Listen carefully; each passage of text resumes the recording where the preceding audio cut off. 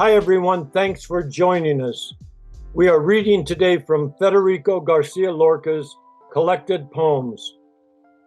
Before introducing everyone, I want to take a minute to dedicate this reading to Helen Richmond, who has given many great readings on the Poetry Hour. She's not only one of the best readers of poetry there is, but also a loving, compassionate, caring friend who has helped me many times when I needed help. Thank you, Helen Richmond. Bob Beitcher, CEO, MPTF, has curated a superlative selection of Lorca's poems for us to read. The wonderful participants are, in order of appearance, Bob Beitcher, Corinne Conley, Guerin Barry, Kate Weissman, James Cushing. Here's Bob Beitcher. Thank you, Harry, and thank you for asking me to work on this week's show with you. It's always an honor to be here. About Federico García Lorca, whose poetry we're going to hear read today. Lorca's work was in the first 4 decades of the 20th century and was greatly influenced by the avant-garde artists of his time in Spain. Names that might be familiar to you: Salvador Dali, Luis Buñuel, and a group of poets led by Juan Ramón Jiménez. Their professional and personal friendships introduced him to surrealism. Lorca was born near Granada in 1986, where he studied law before relocating to Madrid in 1919 to focus on writing. In his career, he was a poet, a playwright, and a theater director. In 1929, he traveled to New York City, the subject of some of the poems you're going to hear today, where he discovered a connection between the cante hondo, a distinctive melodic style in flamenco music, and African-American spirituals. Back in Spain in the 1930s, with the rise of fascism, Lorca refused to hide his leftist political views or censor some of the controversial themes in his work: gay desire, political revolution, and became a target for nationalist forces during the Spanish Civil War. In August 1936, he was arrested at his country home by Franco's soldiers and executed a few days later. His body was never found. While it's always tricky to read creative work in the context of the personal biography of the creator, certainly some of the poetry our readers will share with you today resonates powerfully, knowing the trajectory of García Lorca's life. And now I turn to Corinne Conley. Thank you. Weather vane. July 1920, Fuente Vaqueros, Granada. South wind, dark and burning, soaked with orange blossoms, you come over my flesh, bringing me seed of brilliant gazes. You turn the moon red, make captive poplars moan. But you've come too late. I've already scrolled up the night of my tale on the shelf. Without any wind, look sharp. Turn, heart, turn, my heart. Northern air, white bear of the wind, you come over my flesh, shivering with boreal auroras, with your cape of phantom captains, laughing aloud at Dante. Oh, polisher of stars. But you've come too late. My case is musty, and I've lost the key. Without any wind, look sharp. Turn, heart, turn, my heart. Gnomes, breezes, and winds from nowhere. Mosquitoes of the rose with pyramid petals. Trade winds weaned among rough trees. Flutes in the storm. Begone.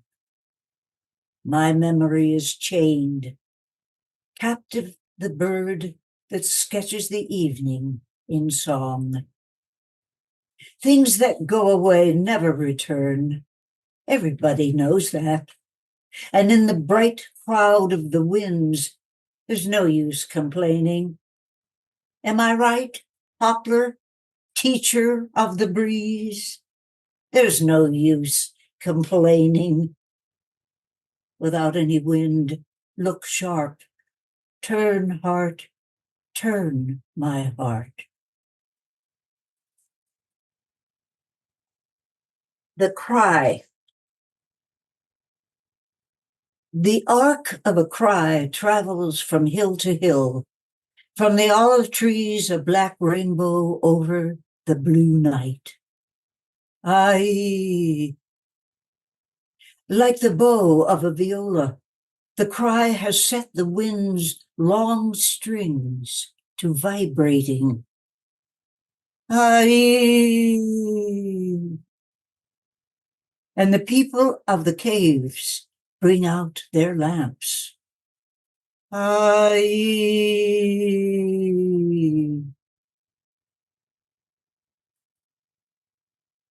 The 6 strings. The guitar makes dreams weep. The sobs of lost souls escape through its round mouth. And, like the tarantula, it weaves a large star to trap the sighs floating in its black wooden cistern. Sleepwalking ballad.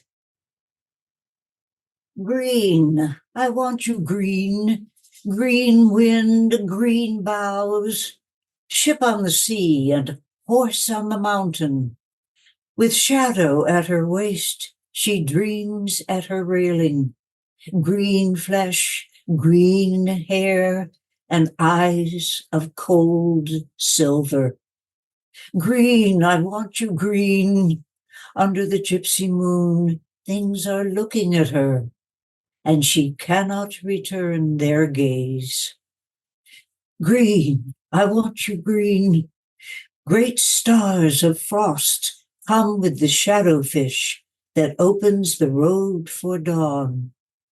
The fig tree rubs its wind on the sandpaper of its boughs, and the hill. A wildcat bristles with muggy spears. But who will come? From where? She stays at her railing, green flesh, green hair, dreaming of the bitter sea. Compadre, I want to trade my horse for your house, my saddle for your mirror, my knife for your blanket. Compadre, I've come here bleeding from the passes of Cabra. If I could, young man, I'd make that deal with you. But I am no longer I, and my house is no longer mine. Compadre, I want to die decently in bed, a steel one, if possible, with real linen sheets. Don't you see this wound from my chest to my throat? 300 brown roses cover your white shirt. Your blood oozes and smells around your sash. But I am no longer I, and my house is no longer mine. Let me climb at least up to the high railings. Let me climb. Let me up to the green rails, big railings of the moon where the water roars. Up the 2 compadres climb, up to the high rails, leaving a trail of blood, leaving a trail of tears. Little tin leaf lanterns tremble on the roofs. 1,000 crystal tambourines were wounding the early hours. Green, I want you green. Green wind, green boughs. Up the 2 compadres climbed. The long wind was leaving a strange taste in their mouth of basil, gall, and mint. Compadre, where is she? Where is your bitter girl? How often she awaited you, How often did she wait, fresh face, black hair, on this rail of green? The gypsy girl was rocking on the rain well's face, green flesh, green hair, and eyes of cold silver. An icicle of the moon holds her over the water. The night became as intimate as a village square. Drunken civil guards were pounding on the door. Green, I want you green. Green wind, green boughs, ship on the sea, and horse on the mountain.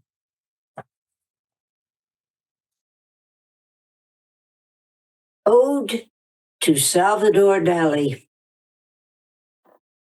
A rose in the high garden you desire, a wheel in the pure syntax of steel, the mountain stripped bare of impressionist fog, the grays watching over the last balustrades. The modern painters in their white ateliers clipped the square roots, sterilized flower. In the waters of the Seine, a marble iceberg chills the windows and scatters the ivy. Man treads firmly on the cobbled streets. Windows elude the magic of reflections. The government has closed the perfume stores. The machine perpetuates its binary beat. An absence of forests and screens and brows roams across the roofs of the old houses. The air polishes its prism on the sea, and the horizon rises like a great aqueduct. Sailors who know no wine and no penumbra behead the sirens on the seas of lead. Night, black statue of prudence, holds the moon's round mirror in her hand. A desire for forms and limits overwhelms us. Here comes the man who sees with a yellow ruler. Venus is a white, still life, and the butterfly collectors run away. Cadacus, at the fulcrum of water and hill, lifts flights of stairs and hides seashells. Wooden flutes pacify the air. An ancient woodland god gives the children fruit. Her fishermen sleep dreamless on the sand. On the high seas, a rose is their compass. The horizon, virgin of wounded handkerchiefs, links the great crystals of fish and moon. A hard diadem of white brigantines encircles bitter foreheads and hair of sand. The sirens convince, but they don't beguile, and they come if we show a glass of fresh water. O Salvador Dali of the olive-colored voice, I do not praise your halting adolescent brush or your pigments that flirt with the pigment of your times. But I laud your longing for eternity with limits. Sanitary soul, you live upon new marble. You run from the dark jungle of improbable forms. Your fancy reaches only as far as your hands, and you enjoy the sonnet of the sea in your window. The world is dull penumbra and disorder in the foreground where man is found. But now the stars, concealing landscapes, reveal the perfect schema of their courses. The current of time pools and gains order in the numbered forms of century after century, and conquered death takes refuge trembling in the tight circle of the present instant. When you take up your palette, a bullet hole in its wing, You call on the light that brings the olive tree to life, the broad light of Minerva, builder of scaffolds, where there is no room for dream or its hazy flower. You call on the old light that stays on the brow, not descending to the mouth or the heart of man, a light that the loving vines of Bacchus and the chaotic force of curving water fear. You do well when you post warning flags along the dark limit that shines in the night. As a painter, you refuse to have your forms softened by the shifting cotton of an unexpected cloud. The fish in the fishbowl and the bird in the cage, you refuse to invent them in the sea or the air. You stylize or copy once you have seen their small, agile bodies with your honest eyes. You love a matter definite and exact, where the toadstool cannot pitch its camp. You love the architecture that builds on the absent, and you admit the flag simply as a joke.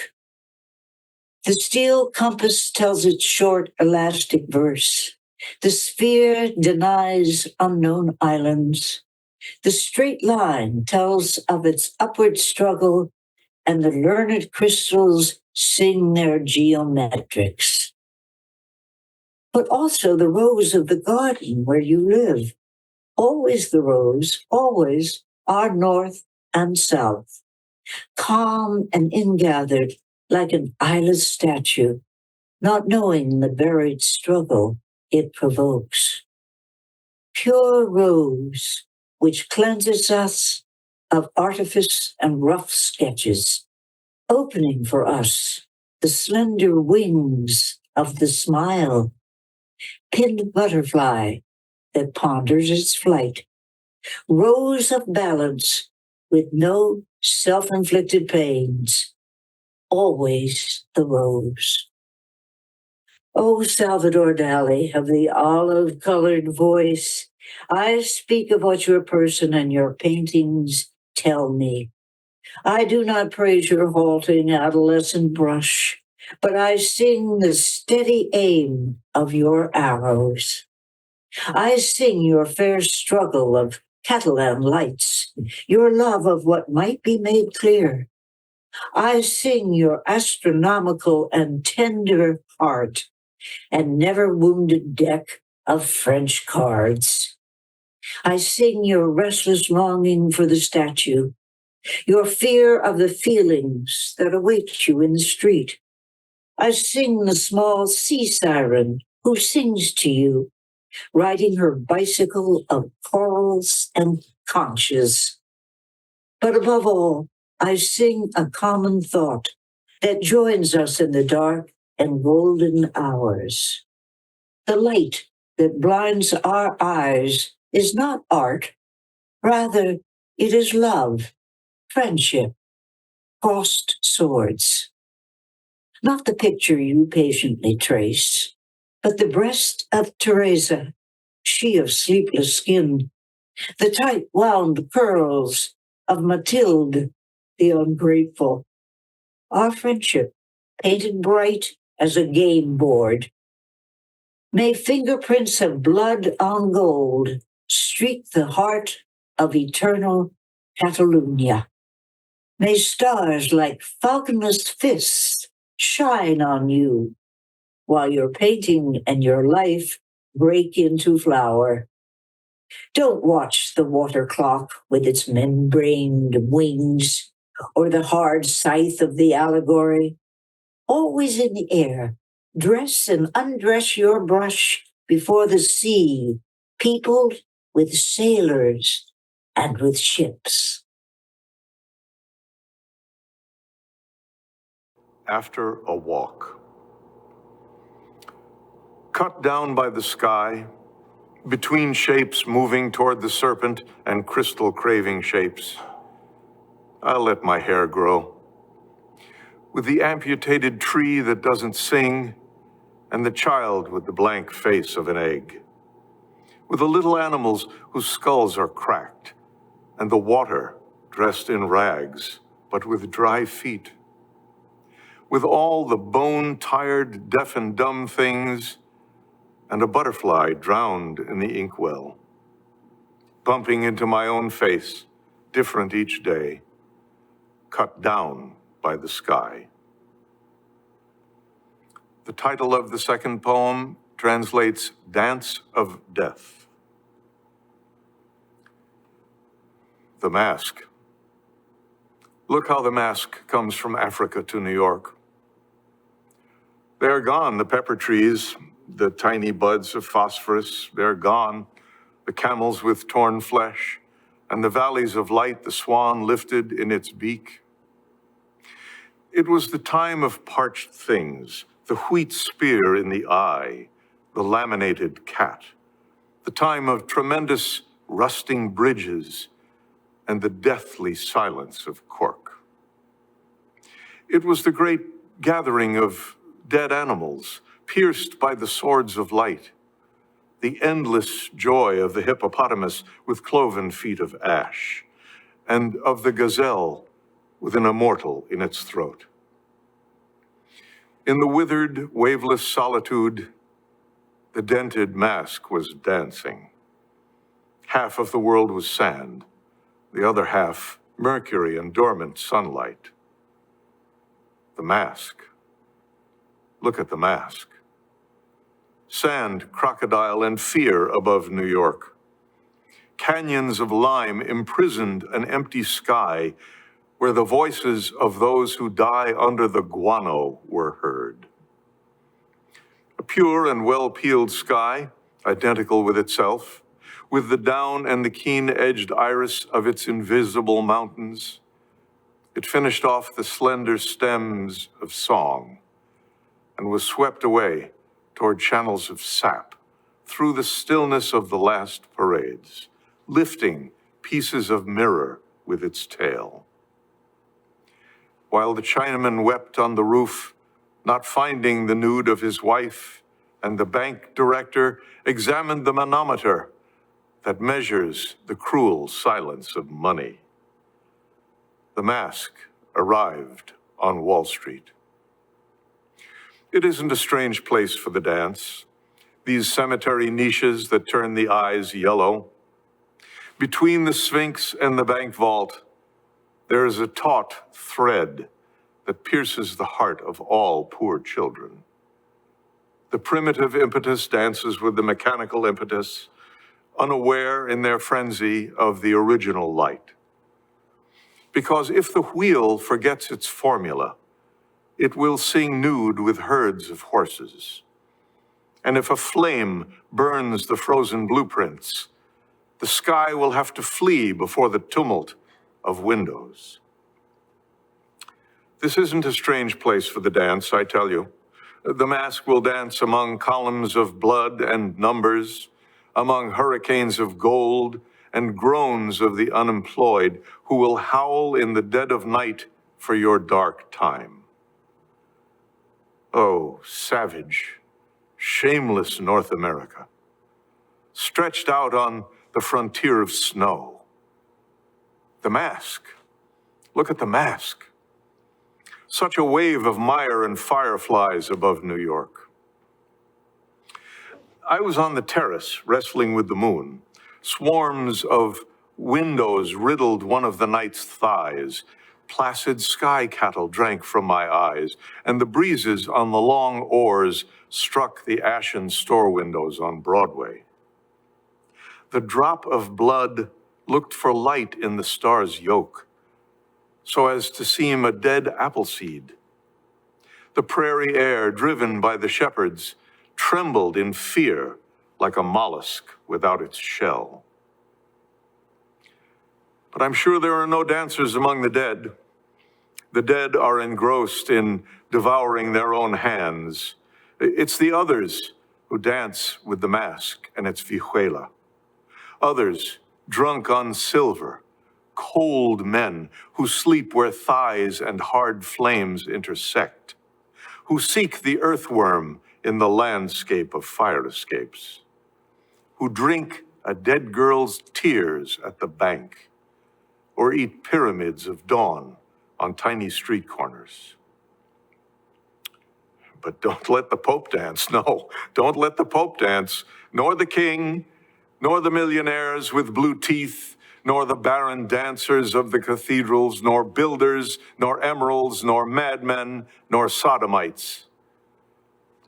Only this mask of ancient scarlet fever. Only this mask. Cobras shall hiss on the top floors. Nettles shall shake courtyards and terraces. The stock exchange shall become a pyramid of moss. Jungle vines shall come in behind the rifles, and all so quickly, so very, very quickly. Aye, Wall Street, the mask. Look at the mask and how it spits its forest poison through New York's imperfect anguish. The title of the next poem translates Blind Panorama of New York. If it isn't the birds covered with ash, if it isn't the cries beating against the windows of the wedding, it is the delicate creatures of the air that spill fresh blood in the inextinguishable darkness. But no, it isn't the birds, because the birds will soon become oxen. They could become white rocks with the moon's help, and they are always wounded boys before the judges lift the cloth. Everyone understands the pain that accompanies death. But genuine pain doesn't live in the spirit, nor in the air, nor in our lives, nor on those terraces of billowing smoke. The genuine pain that keeps everything awake is a tiny, infinite burn on the innocent eyes of other systems. An abandoned suit weighs so heavily on the shoulders that the sky often shrugs them into rugged togetherness. And those who die in childbirth learn in their last hour that every murmur will be stone and every footstep will throb. We forget that the mind has burrows where Chinese and caterpillars devour the philosopher. And some feeble-minded children in the kitchens have discovered tiny swallows on crutches that could pronounce the word love. No, it isn't the birds. A bird can't express the cloudy fever of a lagoon or the urge to murder someone that oppresses us every moment, or the metallic hum of suicide that revives us every morning. It's a capsule of air where we suffer the whole world, a tiny space alive in the crazy unison of light. An indefinable ladder on which clouds and roses forget the Chinese howl that boils over on the waterfront of the blood. I've often lost myself in order to find the burn that keeps everything awake. And all I found are sailors leaning over the railings and tiny sky creatures buried under the snow. But on other plazas, there was genuine pain, where crystallized fish were dying inside tree trunks. Plazas of blue sky, alien to the unscathed statues of antiquity and to the intimate tenderness of volcanoes. There is no pain in the voice. Only the teeth exist, but isolated teeth that will be silenced by black satin. There is no pain in the voice. Only the earth exists here. The earth and its timeless doors which lead to the blush of the fruit.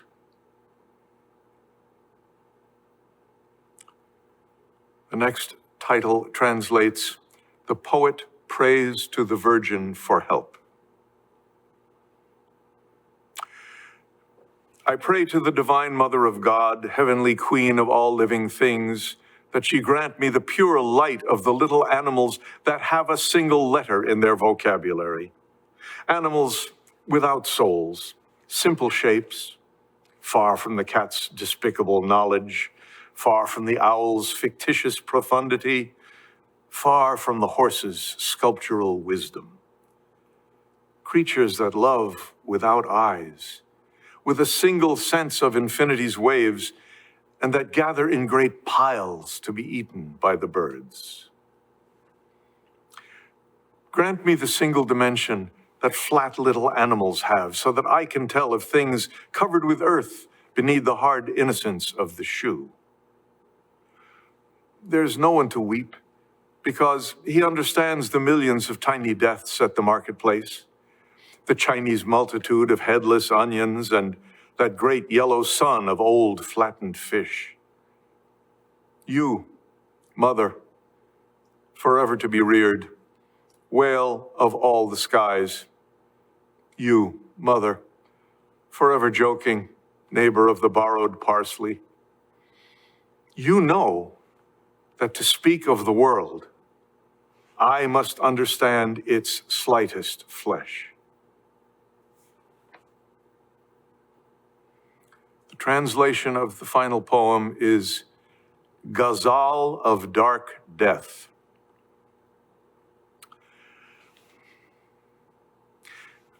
I want to sleep the sleep of apples, far away from the uproar of cemeteries. I want to sleep the sleep of that child who wanted to cut his heart out on the sea. I don't want to hear that the dead lose no blood, that the decomposed mouth is still begging for water. I don't want to find out about grass-given martyrdoms or the snake-mouthed moon that works before dawn. I want to sleep just a moment, a minute, a century.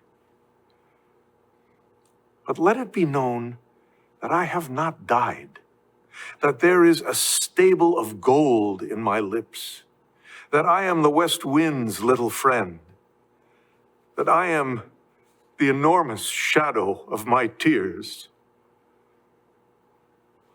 Wrap me at dawn in a veil, for she will hurl fistfuls of ants, sprinkle my shoes with hard water, so her scorpion's sting will slide off. Because I want to sleep the sleep of apples and learn a lament that will cleanse me of earth. Because I want to lie with that dark child who wanted to cut his heart out on the sea.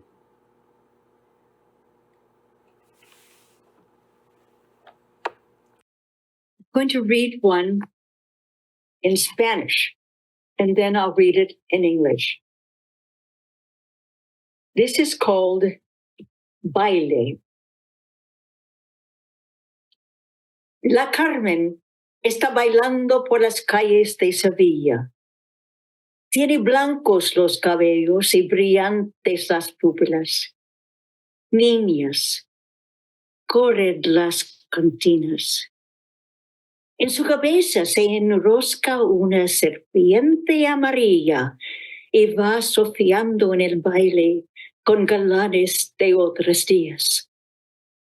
Niñas, corren las cortinas. Las calles están desiertas y en los fondos se adivinan corazones andaluces, buscando viejas espinas. Niñas, corren las cortinas. And in English, it is called Dance. Carmen is dancing through the streets of Seville. White is her hair, and her eyes shine. Girls, draw the curtains. Around her head, a yellow serpent coils, and she dances the dreams of swains of other days. Girls, draw the curtains. The streets are empty in the deep recesses. hints of Andalusian hearts searching for old thorns. Girls, draw the curtains.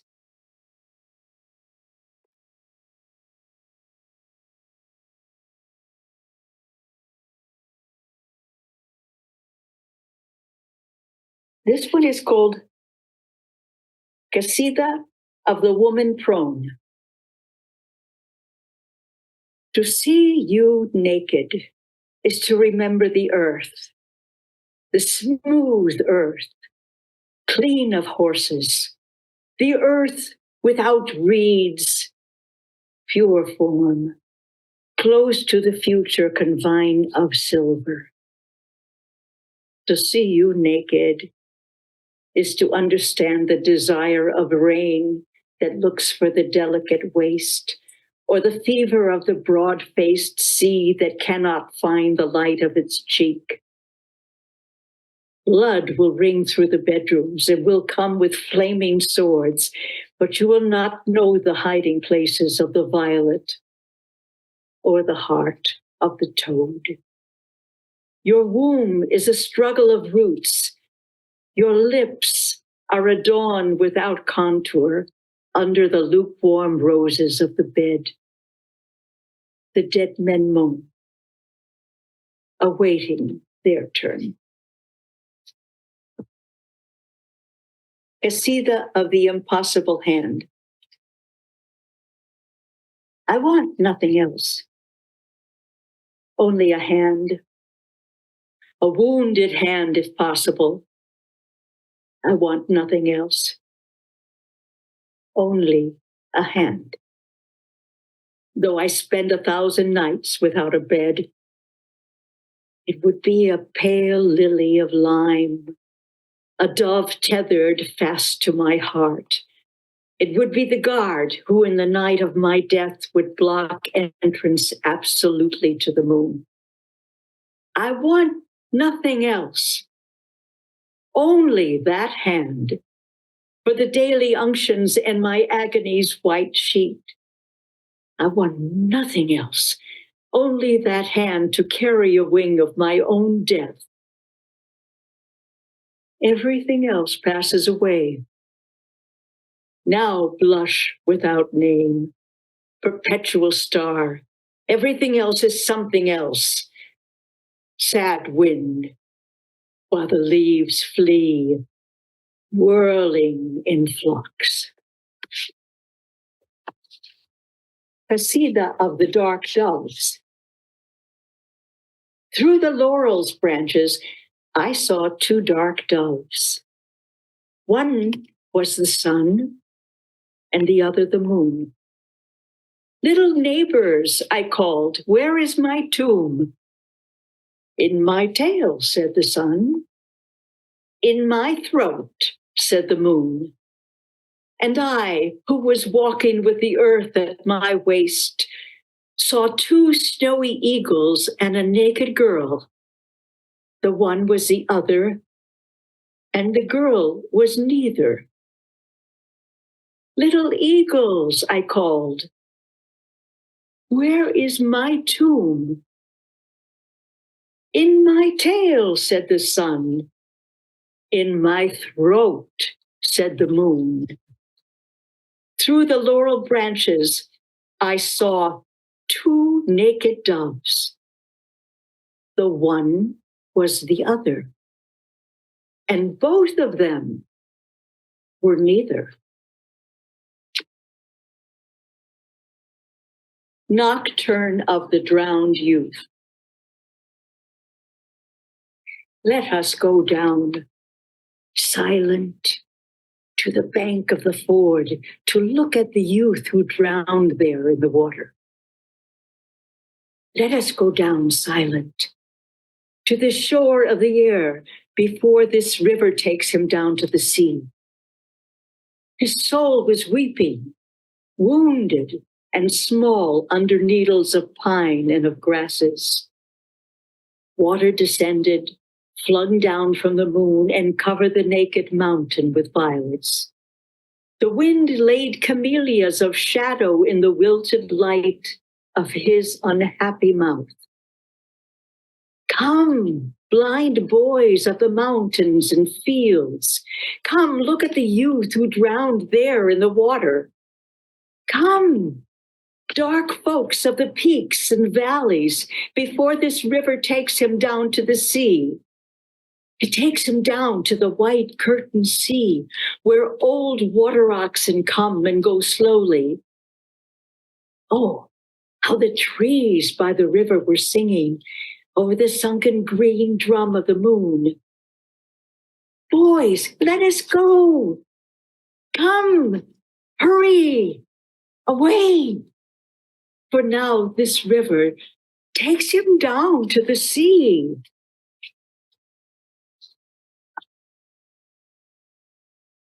The laid out body. Stone is a forehead where dreams grown for lack of curving waters and frozen cypresses. Stone is a shoulder for carrying away time with its trees made of tears and ribbons and planets. I've seen gray rains fleeing toward the sea, lifting tender riddled arms, trying to get away from stone that unknits their limbs but doesn't soak up the blood. For stone seizes seeds and clouds, and lark skeletons and wolves of twilight, but gives no sound, no glass, no fire. Only bull rings, and one last bull ring without walls. No, Ignacio, this quiet man, is laid out in the stone. It's all over. What's happening? Look at him. Death has painted him in pale sulfurs and put on him the head of a dark minotaur. It's all over. Rain falls into his mouth. Air in a panic escapes from his sunken chest. And love, soaked in tears of snow, warms itself on the summits over the ranches. What are they saying? Here lies a stenching silence. We stand before a laid out body that is fading, a clear form that once held nightingales, and see it filling with bottomless holes. Who's rumpling the shroud? No, it's not true. Nobody here is to sing, or weep in a corner, or ring his spurs, or frighten off the snake. Here I want everyone's eyes to grow round to see this body that will never rest. Here, I want to see men of hard voice, those who break horses and master rivers, men who dancing hear their skeletons and sing with mouths full of sun and flints. I want them to be here before this stone, before this body of broken reins. I want them to show me a way out for this captain tied down by death. I want them to teach me a lament like a river that has sweet mists and tall banks, that will bear off the body of Ignacio and let him disappear without hearing again the double snorting of the bulls. Disappear into the round bull ring of the moon, who takes the shape when a young girl of a motionless wounded bull. Disappear into the songless night of the fishes and the white thicket of frozen smoke. Let his face not be covered with handkerchiefs, so that he may get used to the death he carries. Go, Ignacio. Forget the hot bellowing. Sleep, soar, rest. even the sea dies. Sonnet of the Garland of Roses. That garland, hurry, for I am dying. Weave quickly, sing, moan, sing. For shadow clouds my throat, and again for the 1,000th time comes the light of January. Between your love for me and mine for you, air of stars and tremor of plant, a thicket of anemones raises with a dark moon an entire year. Relish the fresh landscape of my wound, break rushes and delicate rivulets, drink blood poured on honeyed thigh. But hurry, so united, entwined mouth broken by love and soul bitten. Time will find us destroyed. The poet tells the truth. I want to cry my pain, and I tell it so you will love me and will cry for me in the dusk of nightingales, with a dagger, with kisses, and with you. I want to kill the only witness to the assassination of my flowers and turn my cry and my sweat into an eternal heap of hard wheat. Let the skein never end of I love you and you love me, ever burnt with decrepit sun and old moon. For whatever you don't give me and I don't ask of you will be for death, which does not leave even a shadow on trembling flesh. The end. The poet speaks with his beloved on the telephone. Your voice watered the dune of my breast in the sweet wooden booth. Toward the south of my feet it was spring, and to the north of my brow, flower of fern. In the narrow space, a pine tree of light sang with no music of dawn, no seed bed, and my cry caught for the first time crowns of hope around the roof.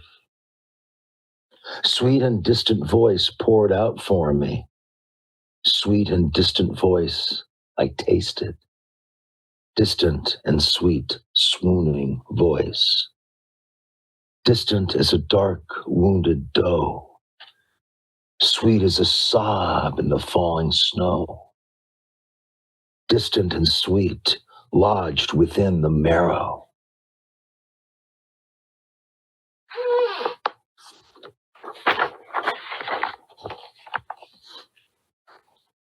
Morning, August 7th, 1918. And the song of water is a thing eternal.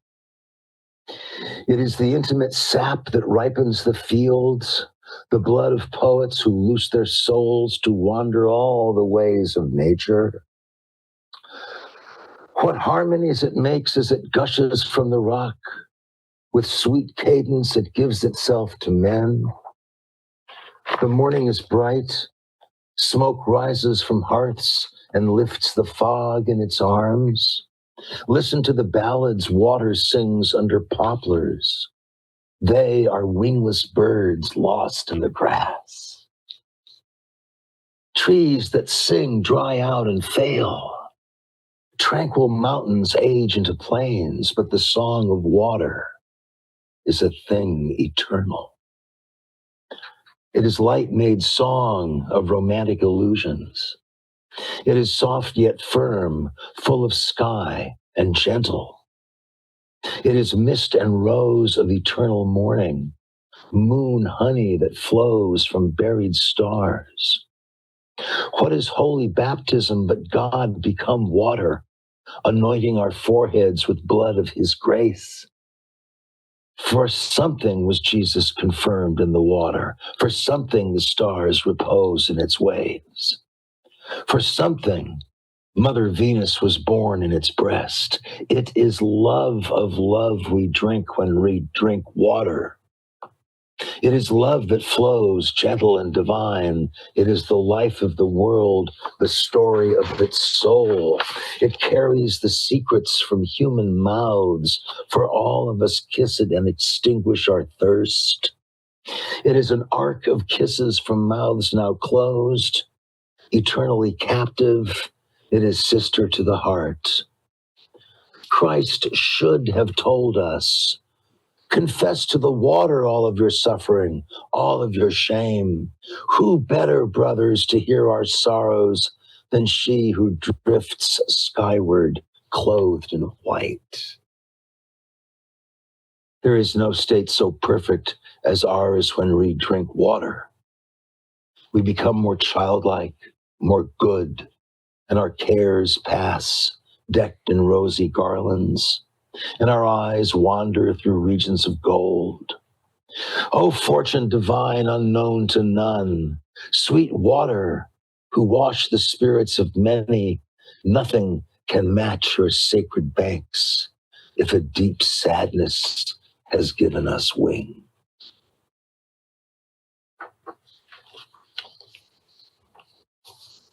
Ballad of the Moon. The moon came to the forge wearing a bustle of nards. The boy is looking at her. The boy is looking hard. In the troubled air, the wind moves her arms, showing lewd and pure her hard tin breasts. Run, moon, moon, moon. If the gypsies came, they would make of your heart necklaces and white rings. Child, let me dance. When the gypsies come, they will find you on the anvil with your little eyes shut tight. Run, moon, moon, moon. I can hear their horses. Child, let me be. Don't walk on my starchy white. The rider was drawing closer, playing the drum of the plain. In the forge, the child had his eyes shut tight. Bronze and dream, the gypsies crossed the olive grove, their heads held high, their eyes half open. Ah, how the nightjar sings, how it sings in the tree. The moon goes through the sky with a child in her hand. In the forge, the gypsies wept and cried aloud. The air is watching, watching. The air watched all night long. The unfaithful wife. So I took her to the river. I thought she wasn't married, but she had a husband. It was St. James Eve, and almost as if agreed, the streetlights went out, the crickets went on. At the far edge of town, I touched her sleeping breasts. They opened to me suddenly like fronds of hyacinth. The starch of her petticoat made a sound in my ears like a piece of silk being ripped by 10 knives.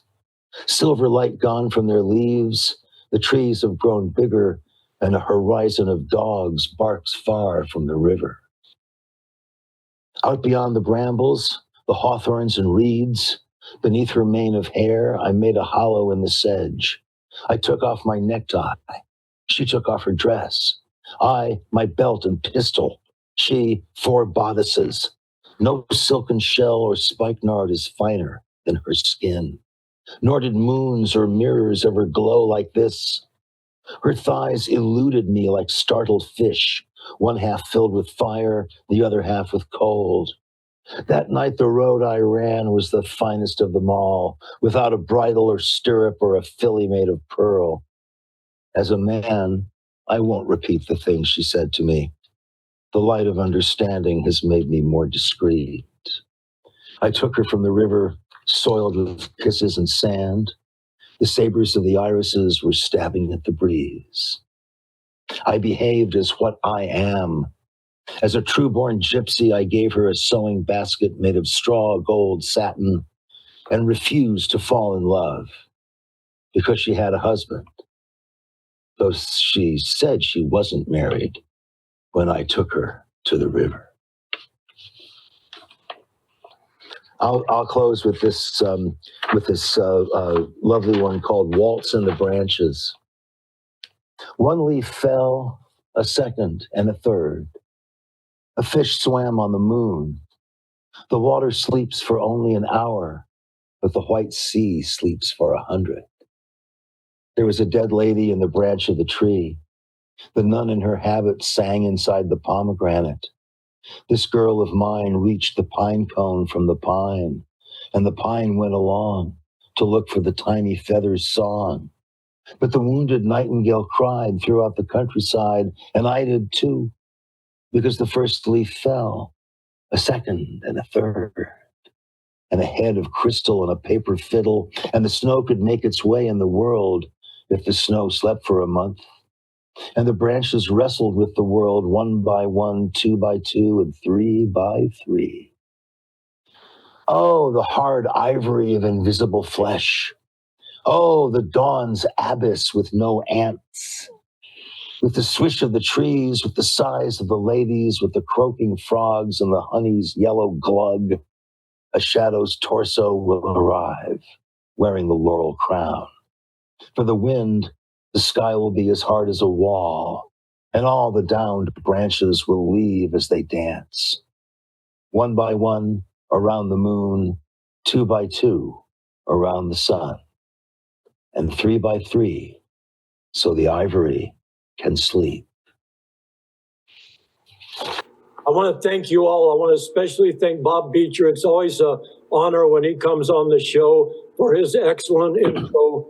I want to thank you all for a vibrant, lovely, musical, soothing, poignant reading. Thank you, Corinne Conley, Guerin Barry, Kay Weissman, James Cushing.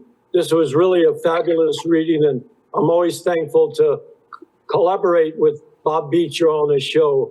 Let's take a couple minutes, if you don't mind. Let's start with Bob and then go in the order of the reading. Corinne, Kay, Corinne, Baron, Kay, and Jim. Bob Beitcher. I'm a great fan of Lorca's poetry. I've spent a lot of time looking at these poems and choosing the ones for this group. And once again, what I want to say is a great gratitude and appreciation to the readers because they make this poetry come alive in a way that I can't when I read it in my head.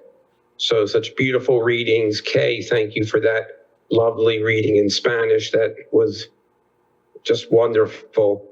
And Harry, thank you as always. Lorca's poetry is so imaginative, so visual and exciting to me, and you all just vitalize it in a way that I can't myself. So thank you. Corinne? Well, since I was the first reader, I was able to relax and listen to all the other readers, and really, then I want to read my poetry all again because they bring it all to life. And I really was into Lorca by the time we finished. And I'd like to just say, particularly hearing Kay read the poem in Spanish was really delightful. And whenever we do these translations, I think it's so good to hear it in the language that it was written in, just to give us a flavor of that. So thank you for that. Guerin? Well, I agree. I very much enjoyed hearing Kay read it in Spanish.